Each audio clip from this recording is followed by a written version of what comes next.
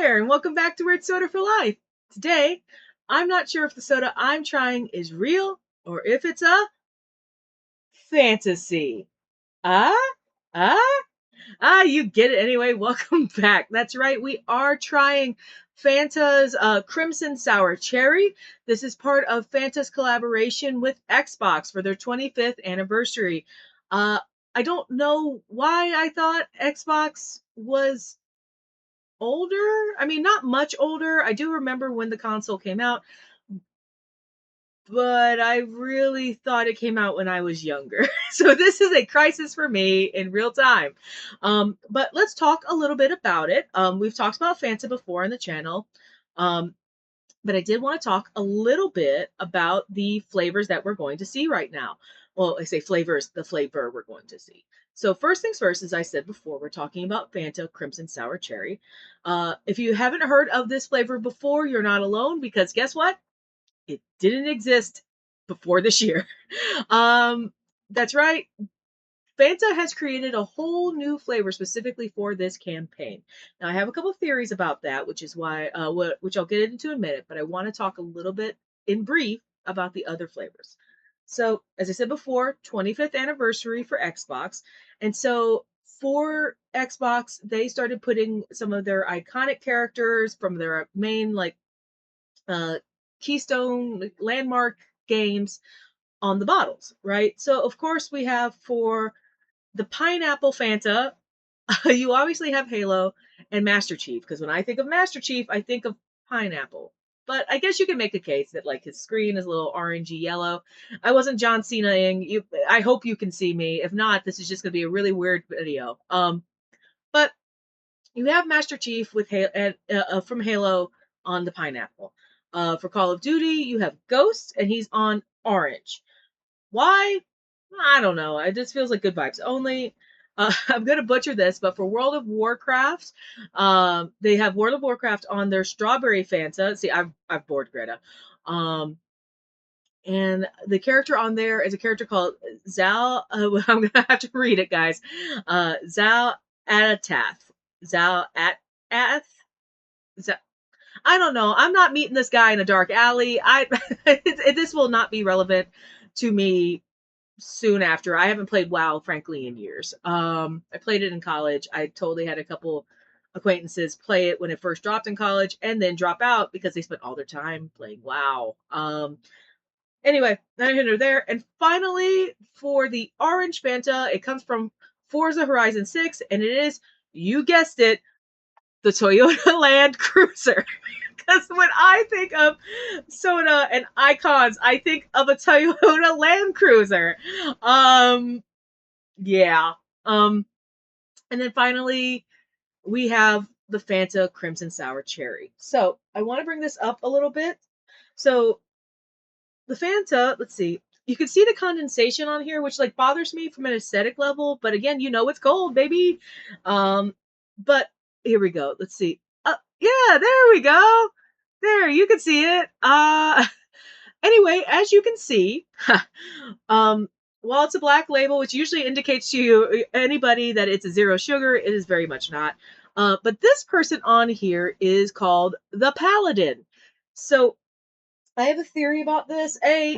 I remember when Diablo came out. I remember all the rumors from about the secret Cal level.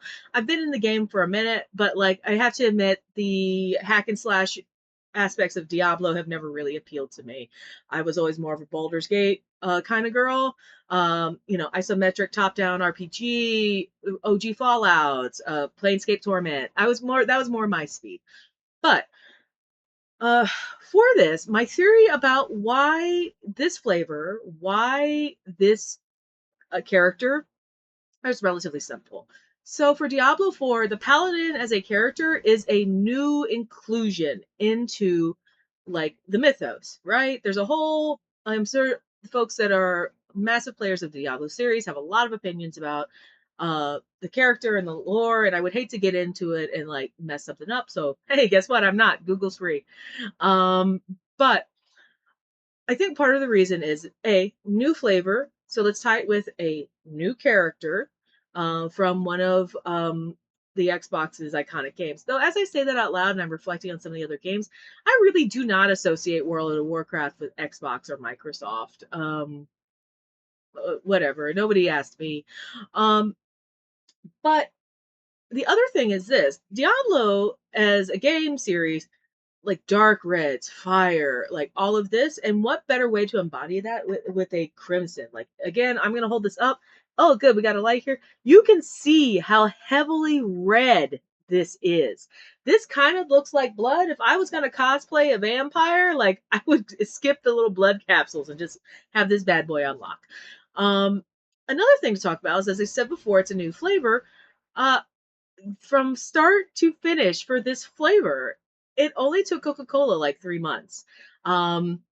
We've talked a little bit about before about the process cycle of creating sodas and soda flavors and test marketing, but Coca-Cola actually does a lot of this pretty frequently by using their Coca-Cola freestyle machines, like all those machines that you can mix and match your flavors and everything else. That gives them data about what consumers like to drink and what flavors they're mixing. So they use a lot of that data to kind of be like, this is what we want. This seems to be an interest. This is a niche. This is part of the market that we could get into a little bit. And so let's do it. And then finally, if you haven't seen this, it's been kind of hard to find. I finally found one in the 7-Eleven near where I work, but it's been out technically since April 6th. So a little, about almost 4 months. You can get it in a 20 ounce or a 12 pack, but it's been kind of hard to find. So good luck, Godspeed.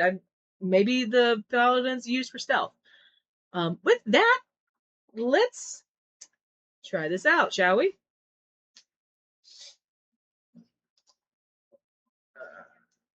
Get it there, friend. Oh, you see the little bubbles there are also red. Let's see what we got. Oh, yep, that smells like cherry. It doesn't smell like black cherry, which we've talked about has a more sweeter, almost cough syrupy kind of scent. It's got more of a grenadine maraschino cherry syrup sort of scent, which I realize you guys are like, but those are syrups and stuff. Like, what are you doing?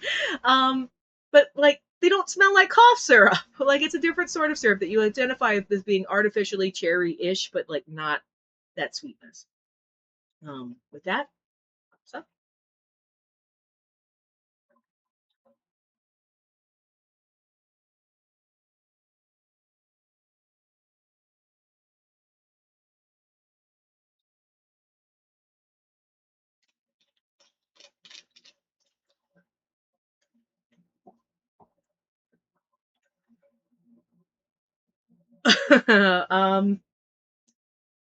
That's delicious.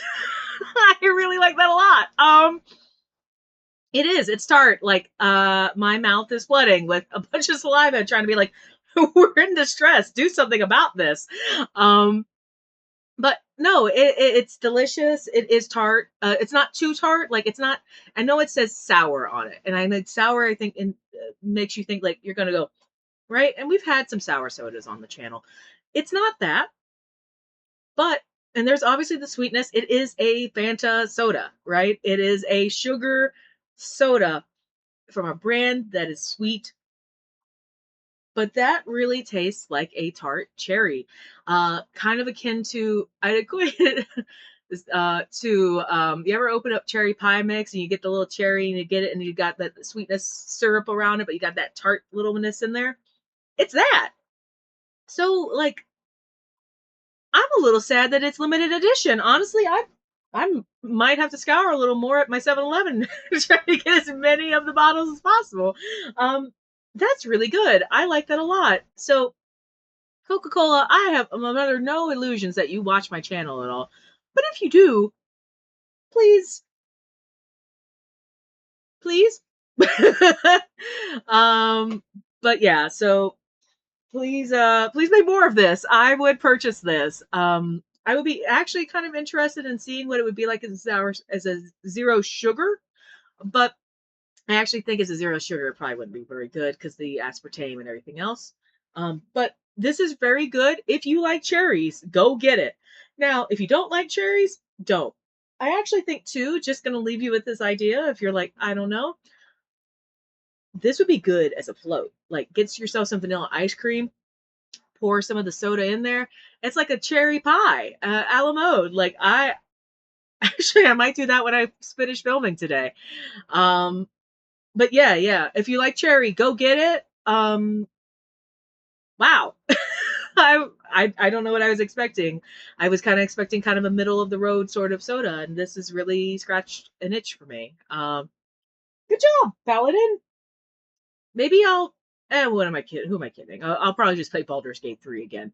But you know what? But I'll think fondly of the Paladin in Diablo 4. Good on you. I hope this quenches your thirst. Uh, next week, um, I am debating taking the week off because it's actually my birthday. I probably won't. And if I don't take the week off, we'll have Mr. Weird back because guess what? You recall from the last part of Guest Star July where we had Bob, well, you know his name. We had Mr. Weird and I try out the mug root beer float. And then we did a surprise comparison with A&W's Ice Cream Sundae. Well, it turns out A&W has also released their version of a root beer float soda. So guess what? Guess who's back in the house? We are going to be trying a comparison of the mug root beer soda, a root beer float soda, compared to the A&W root beer float soda. Just kind of see where the battle is and begins, what's going on there. You know me, I love a comparison video. Until next time, drink weird, and if a scary, pointy looking knight offers you a soda, I say take it because, like, this was great. That's right. Take drinks from strangers. You heard it here on Weird Soda for Life. See you next time.